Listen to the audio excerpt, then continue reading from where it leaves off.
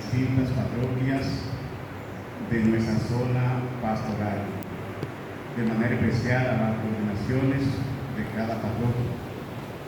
Les saludo con cariño al reverendo diácono Erasmo, que participa con nosotros, a los demás ministros que me ayudan en el altar, igualmente que las personas que han leído para nosotros en esta mañana, a los integrantes del coro, hermanos y hermanas todos en el Señor.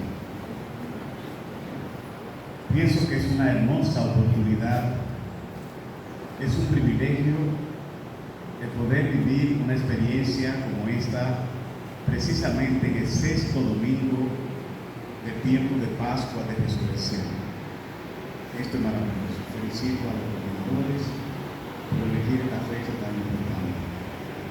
Y sobre todo porque es un domingo que invita al amor, a la alegría y a la perfección, que solamente descansa en Dios. Por eso quisiera unir los textos bíblicos a la experiencia misma que cada uno de ustedes está viviendo en su hogar, en su familia, en su parroquia y en el grupo. Y por supuesto, como familia de Emaús, como hermandad de Emaús. Si se dieron cuenta, la primera lectura de hoy de los Hechos de los Apóstoles es una joya. Encontramos dos personajes aquí, extraordinarios. El apóstol Pedro como representante de los demás apóstoles. Y nos encontramos con una persona representante de la comunidad llamado Cornelio. Y se van a dar unos signos que es importante reflexionarlo en una hermandad. Por eso va a tomar como referencia, en el fondo, ese capítulo que hemos leído nosotros de los Hechos de los Apóstoles. ¿Quién es Pedro y quién es Cornelio? Pedro es el representante de Cristo a su muerte, porque mismo Jesús así lo quiso. Tú eres roca, eres piedra, y sobre ti edificaré mi iglesia. Y Pedro va a comenzar a hacer los mismos signos que hacía Jesús, y por supuesto mayores, haciendo cabida y verdad la palabra del mismo Jesús. Por lo tanto, ya Pedro pasa a ser una persona conocida, no solamente entre los judíos, sino mucho más allá. De tal manera que los milagros de Pedro y el grupo llegaban lejos. Cornelio, que no es judío, para él va a ser una gran oportunidad de encontrarse con Pedro. Y lo ve a Pedro muy alto, muy grande. Es el representante de Cristo. Una persona extraordinaria que hace milagros. Y es la actitud como el samaritano, que no se mezclaba con los judíos. Entonces se acerca Cornelio y se arrodilla delante de Pedro, cosa que Pedro no lo permitió. Extraordinario el signo. Es decir, aquí el poder lo tiene Cristo, no yo. Todo se está haciendo por Cristo, no por mí. Soy simplemente un instrumento. Y eso no le quitó grandeza al apóstol Pedro, todo lo contrario. Levántate, hermano. Esa es la expresión más acorde en la traducción, no hombre, como traduce el texto. Lo correcto se decía, levántate, hermano, somos iguales. Yo también soy un pecador en la vida. Por eso es tan hermosa la experiencia que vive San Agustín. Para ustedes seré lo mismo, pero con ustedes soy un cristiano. Eso es hermoso. Y es precisamente en ese contexto que tenemos que leer ese texto de los Hechos de los Apóstoles. Miren, quizá lo que más nos hace sufrir en la iglesia y en los grupos, incluyéndonos nosotros los sacerdotes, es el afán de poder y que nos reconozcan. Eso está haciendo un daño grande. Por eso en una hermandad lo importante es que seamos todos iguales, que se respire un ambiente de hermano, teniendo como modelo a Jesucristo, el gran hermano mayor que quiso ser hermano de todos nosotros, sin importar la condición que tuviéramos, si éramos pobres, humildes, si éramos pecadoras o eran personas sanas y buenas, sin distinción de personas. Ahí está la clave de este texto precioso. ¿Y qué va a suceder allí? Que Pedro no acaba de hablar con Cornelio cuando ya se da todo algo extraordinario. Ya todos fueron tocados por el Espíritu Santo. Y es cierto que iban con Pedro algunos que venían de judaísmo, algunos circuncidados como un bautismo de sangre, y otros que no habían sido circuncidados, no son judíos. Entonces, ya que reciben el Espíritu Santo, ¿qué dice Pedro? La sorpresa de Pedro. Ya Dios hizo la obra. Entonces, si él tiene el Espíritu Santo, ¿cuál es el programa para que se bauticen entonces? Para que sean hermanos nuestros. Y eso es tan hermoso. Sumemos en la iglesia. Sumemos en la iglesia. Sumemos en la iglesia. No restemos. Eso fue lo que hizo Pedro. No le puso tanta traba. No le importó que vinieran del mundo pecador. Ya la presencia de Dios hizo su obra. Que a veces etiquetamos a la gente. Queremos ser amigos solamente de los buenos, pero buenos de manera. Bueno solamente Jesús. El hombre tiene una bondad parcializada. Tiene unos intereses marcados por el egoísmo y amiguismo. En una hermandad se tiene que vivir la fraternidad y la franqueza, la solidaridad y el apoyo, la armonía, la alegría, el gozo, la esperanza. Por eso quise coger este texto en este día de hoy tan bonito, que sirva como de base para ustedes, para la hermandad de manos, para la familia, para degustar, ser como los rumiantes, los animales que comen primero, después vuelven sobre esto, como una fuente inagotable de energía. Esto es maravilloso.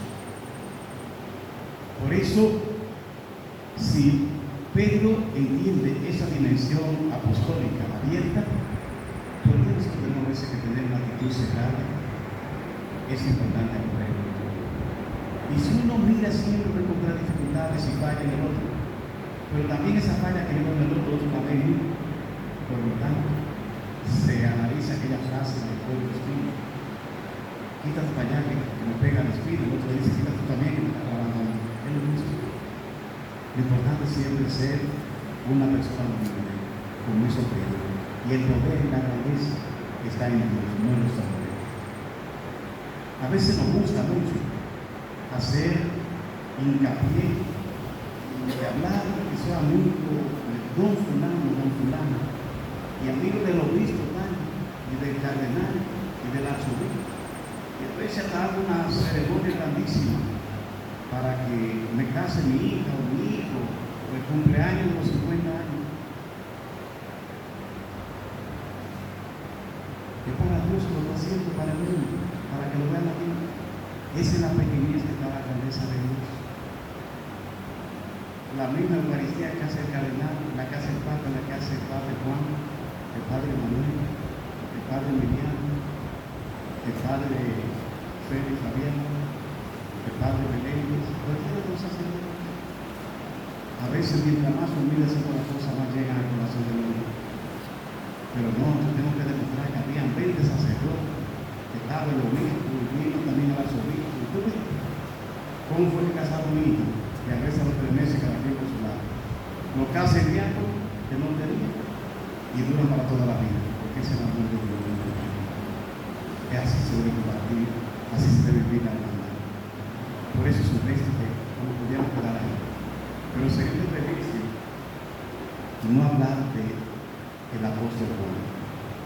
Tanto en la segunda lectura de hoy, su primera carta como apóstol, y el Evangelio de Juan, dos maravillas. Yo quiero que cojamos la diferencia que se da entre la carta primera de San Juan hoy y el Evangelio. Muy poquita, pero la hay. Cuando habla como apóstol, está escribiendo Juan con un toque propiamente de él y de su experiencia de vida con Cristo. Pero cuando habla en el Evangelio, está prácticamente narrando lo que hizo Jesús y él es muy fiel a eso. El amigo íntimo de Jesús, cargado de amor y de misericordia. Encontramos en la segunda lectura de hoy esta dimensión del apóstol Juan. El amor tiene su fuente en Dios. Todo el que ama ha nacido de Dios. El que no ama ni ha conocido a Dios, es imposible que pueda amar al hermano, porque el amor es la fuente inagotable que tiene un punto de partida que es el mismo Dios. Por eso agrega ahí que se amen los unos a los otros. En la segunda primera carta de Juan que hemos leído, que se amen los unos a los otros. Y entonces ese amor, para que sea de verdad, tiene una condición, y esa condición es que se cumplan los mandamientos de Dios, que cumplan mis mandamientos. Si me aman y me conocen a mí, deben cumplir los mandamientos de Dios. Por eso ninguno solo está por encima de Jesús, no estamos por encima de Dios.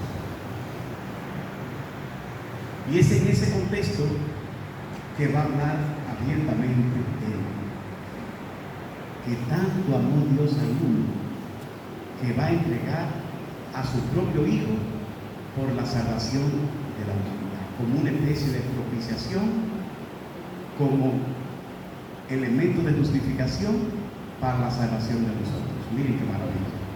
Y lo bonito de esto es que es un amor incondicional. Es un amor que me lleva derecho a la salvación.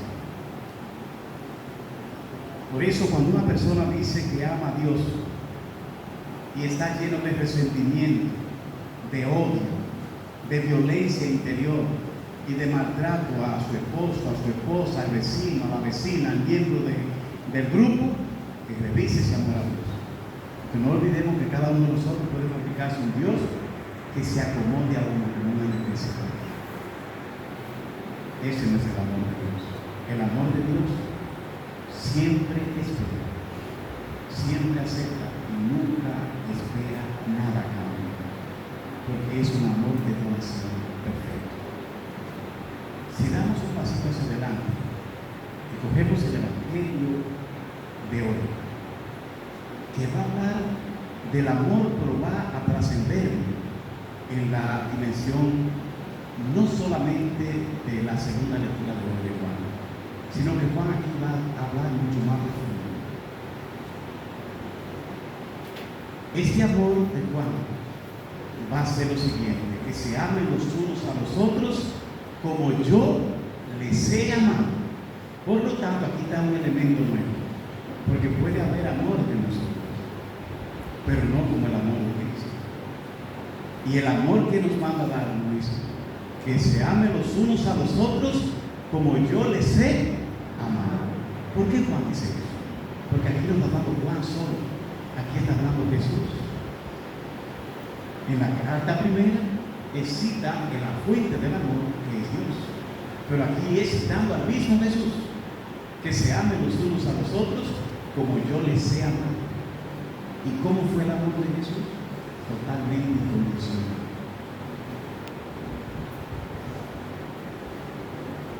Un amor que fue tan fuerte que lo vive a plenitud en los momentos más cruciales de su vida. Y específicamente, imagínense ustedes, cuando llegó el momento de la oración de Jesús en el huerto de los olivos, que narra los textos bíblicos, el momento agonizante, sufriente, de tribulación para Jesús, se cae de cruces.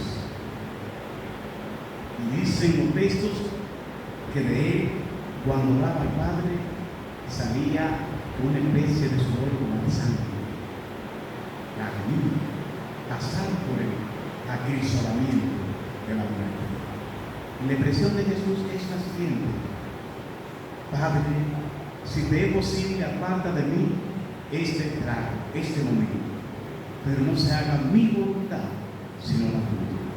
Y ahí va a conseguir la fuerza, en el dolor y el sufrimiento, en la angustia. Si nos refugiamos en Dios, encontramos la fortaleza. Pero si para esto he venido al mundo, glorifica tu nombre. Y aparece la fuerza del Espíritu Santo. Lo he glorificado y lo volveré a glorificar. Y ya. Ahí viene Jesús la fuerza. Es donde nosotros tenemos que buscar siempre la fuerza. No en el que me da un mal consejo, el que me quiere destruir mi hogar, el que me quiere destruir el grupo, el que anda buscando otra cosa en el grupo para hacer algo. Eso no es de Dios. Es ahí, en el acrisolamiento, en el sufrimiento, encontramos la redención. Y eso fue lo que llevó a Jesús a nunca perder la carne, nunca perder la esperanza y nunca perder la alegría. Eso es maravilloso. ¿Y qué hizo en la cruz? Padre, perdónalo porque no sabe lo que hace. Ahí coronó el amor perfecto, perdonando a los pequeños. Increíble lo de Jesús. Y cuando Juan narra esto, ¿qué dice Juan? Le comunico esto para que mi alegría esté en ustedes y esa alegría perdure hasta la perfección. Mira, eso es maravilloso. Señores, no puede haber espacio para la tristeza. Pase lo que pase. Cuando tenemos más dificultades, ahí tenemos que tener la cara más libre y más alegre. No dicen los textos bíblicos también que cuando ayude, que esté sufriendo, que esté pasando hambre, levanta la cabeza, perfúmate, sonríe, peínate, para que no sea la gente que vea el dolor, sino que vea a Cristo, la esperanza. Eso debe ser para un cristiano. No podemos ser ñoños en la iglesia. La iglesia no es del sacerdote, no es del obispo, no es del Papa, es de Jesucristo. Y por el bautismo todos estamos llamados a ser evangelizadores. Cuando ustedes evangelizan o hacen una obra de misericordia, no están cumpliendo con un mandato por el sacerdote, están cumpliendo con el mandato de su bautismo. Vamos a llenar alegría, esperanza a los grupos, a la iglesia, que debemos ser un bastión fuerte, una columna fuerte, no de obstáculos ni dificultades para la misión. Hacer como hizo Pedro en ese contexto, hacerse uno con los demás. Cada vez que uno ve una Eucaristía bien preparada, con ese entusiasmo, con ese gozo, con esa alegría de manos o de cursillo de cristiandad, uno sabe cómo está fortaleciendo la iglesia. Pero no olvidemos que el sacerdote, cuando termina la misa, dice: vayan en paz.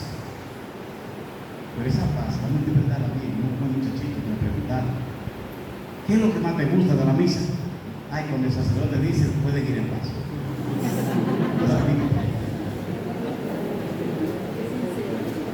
Ese pueden ir en paz. Es diciéndole: vayan a vivir lo hermoso, lo armonioso, la alegría, la esperanza, el compartir lo que hemos vivido aquí en el templo. Eso significa eso. El problema es que a veces en el grupo somos uno y en la iglesia somos uno, pero cuando salimos de ahí ya no importa el hermano. Vamos a sumar.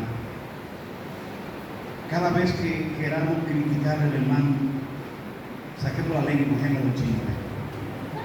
Si eso nos recuerda que tenemos un compromiso, no con el hermano, sino con Dios. Aunque ese compromiso con Dios se vive con el hermano. Por eso no nos sacamos daño. Termino con esto. El apóstol Pablo dice: tengan cuidado para que no se devoren uno con otro. La expresión devorarse es propio de las fieras. Pero el hombre, cuando no razona, cuando el hombre solamente busca su propio interés y se cega, que no reflexiona, se convierte en una fiera para el otro.